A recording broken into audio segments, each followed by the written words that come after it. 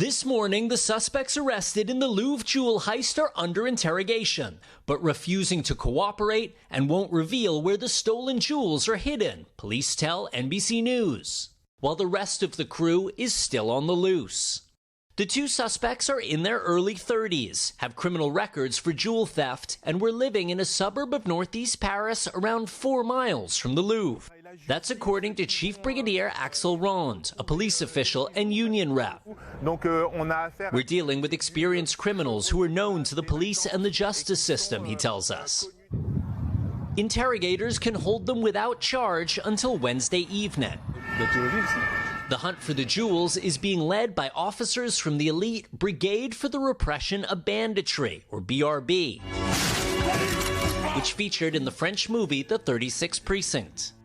They match DNA recovered from the scene to a police database, Ron says, tracking the suspects for several days before moving in, arresting one man at Paris's main airport just 40 minutes before his flight to Algeria.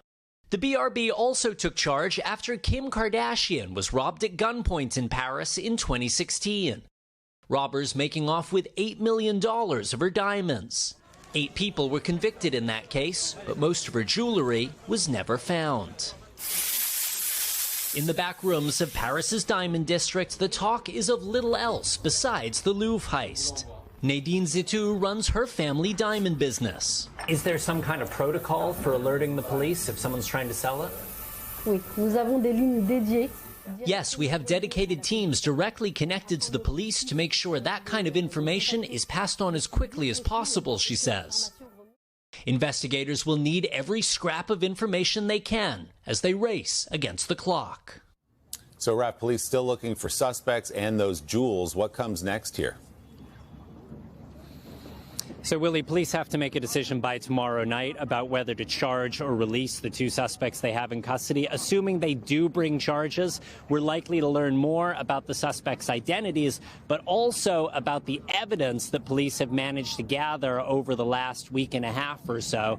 In terms of the search for the jewels, police officials telling us it is an encouraging sign that those arrests were made here in Paris, because it suggests that possibly the outstanding gang members still on the run may not have been able to flee abroad, and so possibly the jewels may still be here in the French capital. Guys. Raph Sanchez in Paris. Raph, thanks so much. That's the big concern, that those jewels immediately were cut up and distributed somewhere around the world. Well, that's why Savannah yesterday said she wanted to put the screws to them. Was that what you said?